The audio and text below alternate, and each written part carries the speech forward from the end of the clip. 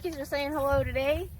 We wanted to talk with you guys today about some projects that we have going on this year at the farm.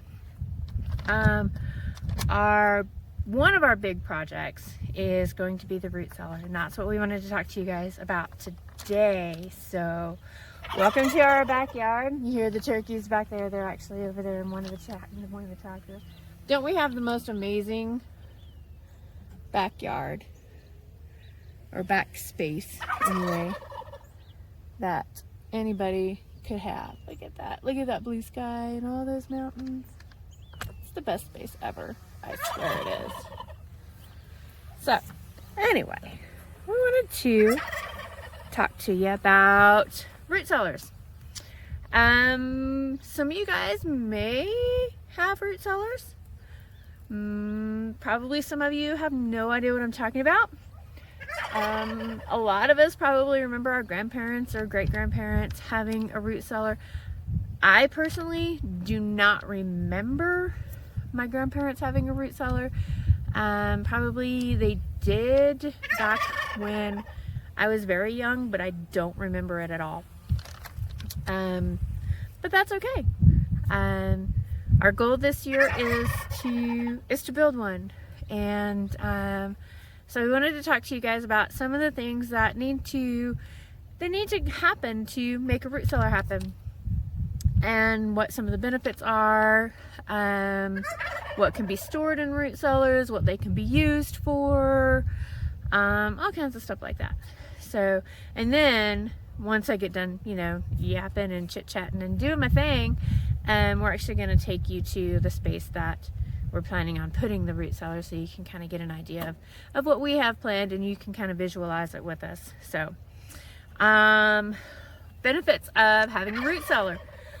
If you have a root cellar, it's kind of like having a supermarket in your backyard.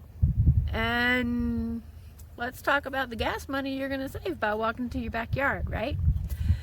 If you have a root cellar, it is going to allow you to take advantage of sales at your local grocery store. So when potatoes are on sale, or onions are on sale, or apples are on sale, canned goods are on sale, you can buy a few extra things and store them in your root cellar for, later.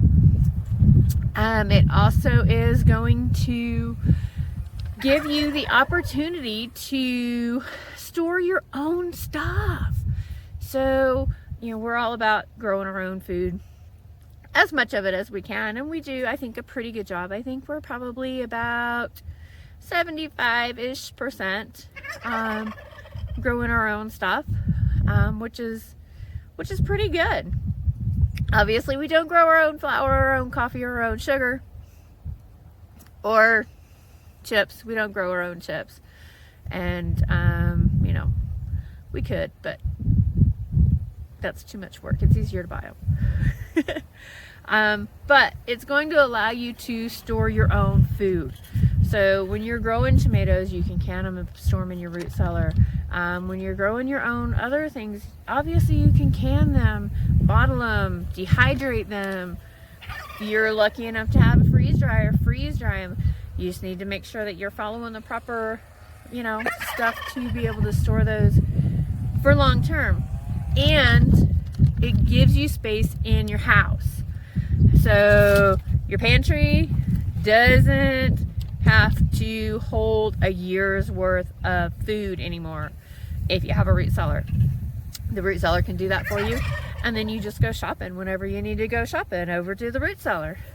So definite big benefits right there. Up front, it's going to cost you a little bit of money to put one in, and we'll talk about that later.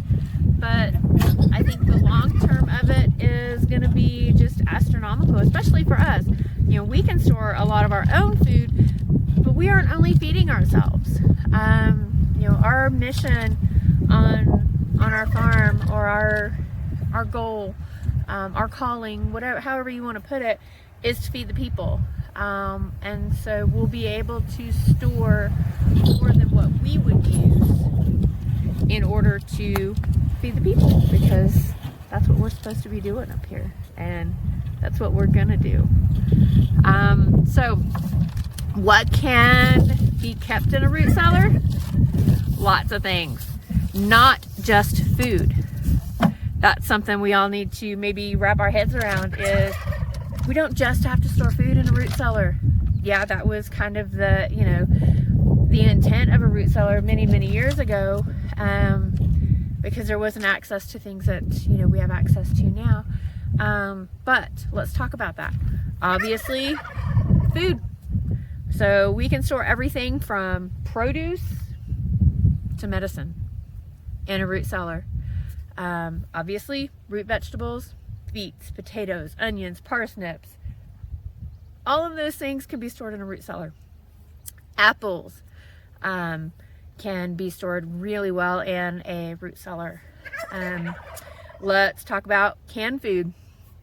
Case lot sales, we have those a lot here in Utah. I don't know, when I lived in Texas, I don't ever remember a case lot sale, like ever, but I'm sure that they occasionally have them. I just don't ever remember them when we lived there many, many years ago. But in Utah, it's a big thing, case lot sales. So you can go and buy a case of, you know, whatever it is, diced tomatoes or French onion soup or whatever, when they have case lot sales. So you can definitely take advantage of those case lot sales, store that food in your root cellar for later. You can, obviously, your own home canned, home bottled, home preserved, dehydrated, freeze dried, whatever, can all still be stored in the root cellar. Medicines can be stored in the root cellar because the temperature is low. It's kind of like keeping them in a refrigerator without electricity, which, duh, that's kind of a no-brainer, right? The wind's kind of getting a little crazy out here, so I keep having to hold my camera down. So let's see, what else can be stored in a root cellar? Extra small hand tools could be stored in your root cellar. So some small shovels, some hand saws, some things like that, because sometimes you just don't know what you're going to need, or, you know, when you're going to need them. So storing a few extra tools in there could definitely be beneficial. You know, hammer, pliers, you know, what have you. Just keep a little small toolbox in your root cellar. Why not? You could, obviously, it's like a refrigerator, right? So let's think, wine. When, you know, the liquor store or your, you know, favorite winery or whatever has a sale, you can buy extra, store them in your root cellar. Now it's a wine cellar. Now we're talking. Beer, same thing. Store it in your root cellar. Maybe what you haven't thought of, cheese. It acts like a cheese cave because the ambient temperature stays so low, you can actually store cheese as long as it's sealed properly for several months, if not even a year or so in your root cellar. So another thing to think about is maybe some dried herbs. If you have grown an abundance of herbs over the year, if you simply put those in some canning jars with a good seal, and so that, you know, the air doesn't get in and, you know, obviously get your herbs all wet again. Because the humidity is high in a root cellar, so you want to make sure that those are sealed properly. But you can store herbs, dried herbs, right in your root cellar, and you know what? Takes a lot of stuff out of your spice cabinet, and then you can just refill stuff as you need it. Just, you know, walk over to the root cellar and get some more oregano if that's what you need for the day. Something else that we maybe haven't thought of that's just as ingenious as storing cheese in your root cellar. What about personal hygiene products? Yeah, toothpaste, body wash, soap, shampoo, conditioner. You know, you might even could store some extra toilet paper in there. I don't know. I don't know if it would be too humid for it. I don't know. Might be worth a shot though. You know, you'd have some extra toilet paper if you needed it. So those are just, you know, some of the things that could be stored in your root cellar. What about, let's talk about how root cellar works. So root cellar is in the ground or on the ground, and it has dirt built up around it, and has quite a bit of soil around it so that it keeps the temperature low. A proper root cellar is going to stay between 32 and 40 degrees pretty much year round, with about an 85 to 95% humidity. So it's going to stay really high humidity, but it's going to stay really cold, kind of like your refrigerator. It kind of acts like your refrigerator. The high humidity actually prevents the decomposition process from happening. It stops the microorganisms from growing that are going to cause your food to decompose. The high humidity also keeps moisture in those root vegetables. That keeps them crisp and viable for a lot longer. So your carrots aren't all limp and soggy, and your potatoes aren't squishy, and your beets aren't, you know, wrinkly and gross. So those are kind of some of the things that that help your root cellar, or that show how it works. One of the things that you need to think about when building a root cellar is the ventilation. You have to have 2 air vents in a root cellar. The way that we're going to do our root cellar, we'll have a pipe that comes in and then vents at the floor.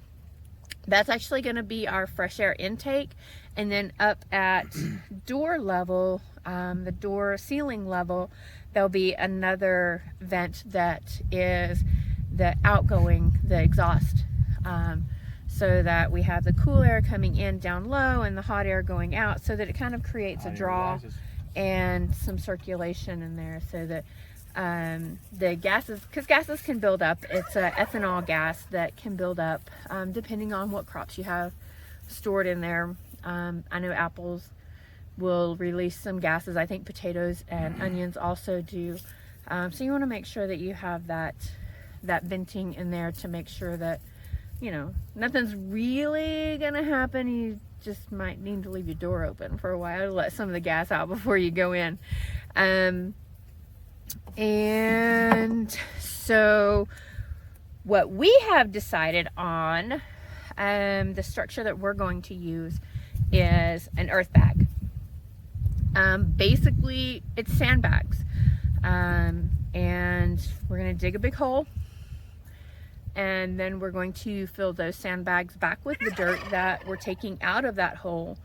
One of the reasons that we've chosen earth bag construction is dirt doesn't rot. We looked at, you know, doing some cedar posts and, you know, some wooden structure. It would have to be replaced eventually. Then there's also, you know, concrete block, or the IFC, where they use styrofoam and then you fill it with concrete and it basically makes concrete walls, which that is, you know, definitely structurally sound and is not going to go anywhere. But I don't like the idea of maybe using so much concrete, just the chemical makeup of it. I don't think I want my food stored in that. It's also very expensive.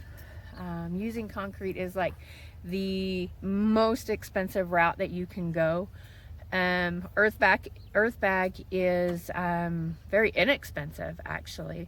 I think we're probably gonna be right around probably $600 ish for our build. On the low side.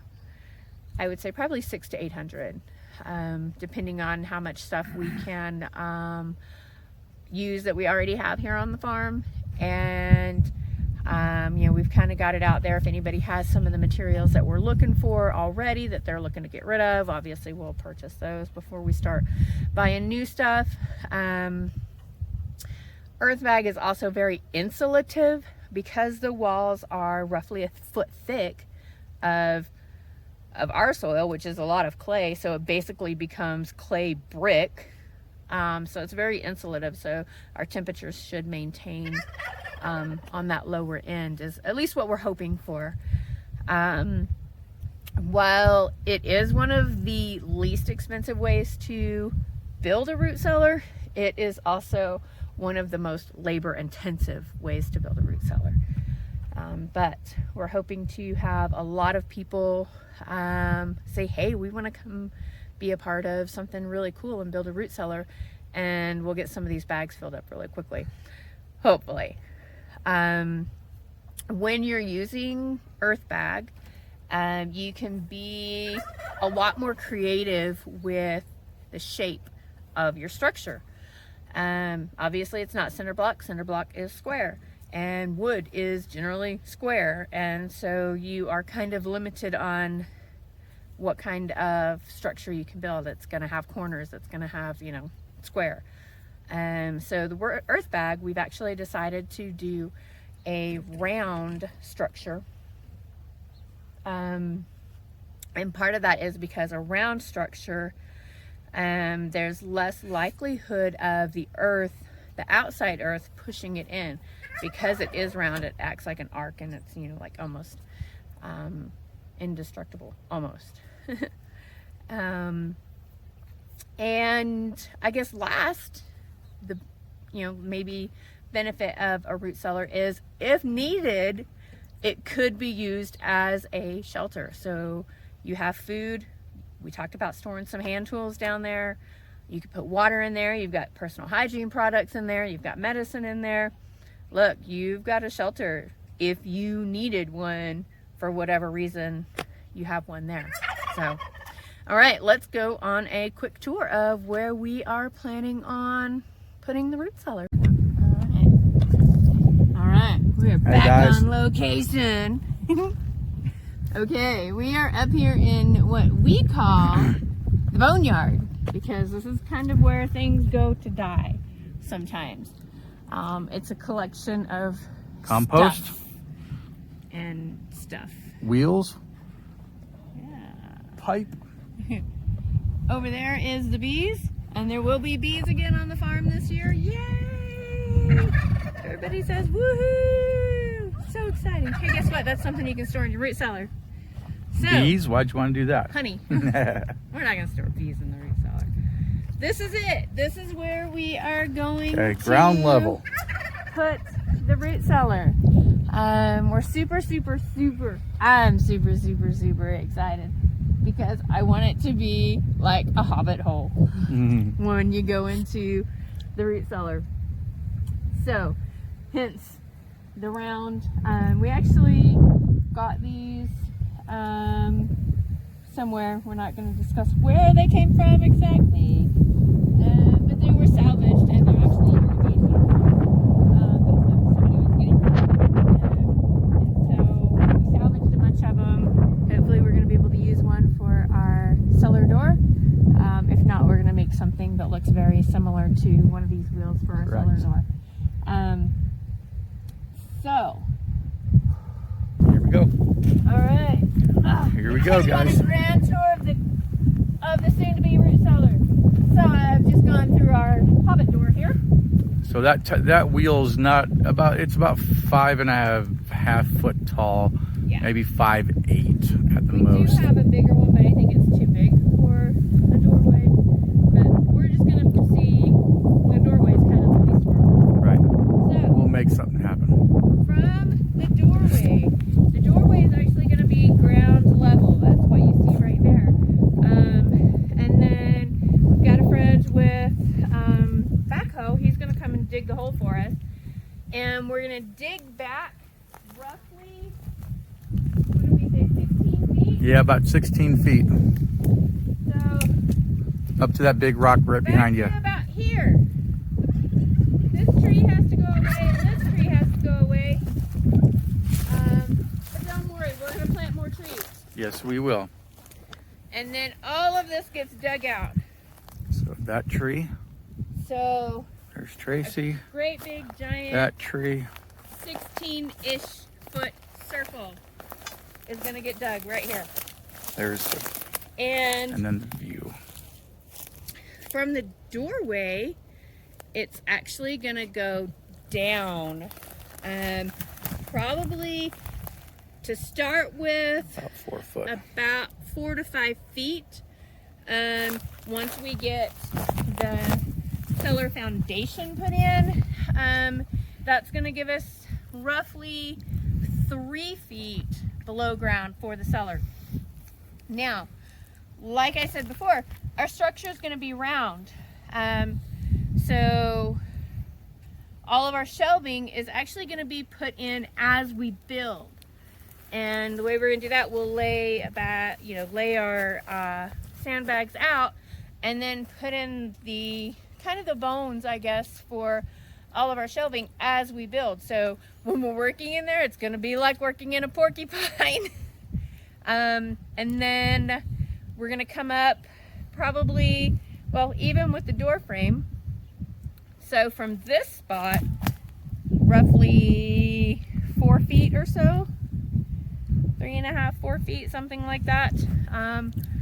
So, and then that'll all get healed back over.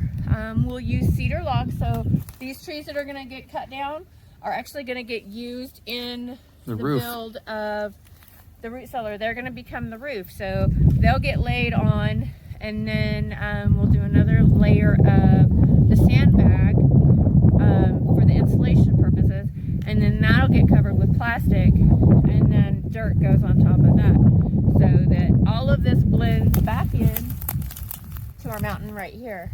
And it's pretty nice and cozy. We've got a great spot. Mountain range goes up. Yeah. We will put in at the back of our root cellar here, we'll add some, we've got some big rocks right here. So we'll add those at the back to kind of help divert water around the root cellars so that it's not trying to come in. And obviously we'll build up the soil on top so that the water diverts around. Down on the bottom, down there at the door, I think we're planning on a French drain. French drain. So we'll have some gravel right there at the doorway where any water would puddle, and a drain that leads out past the orchard there, so that we don't have any water pooling at our root cellar.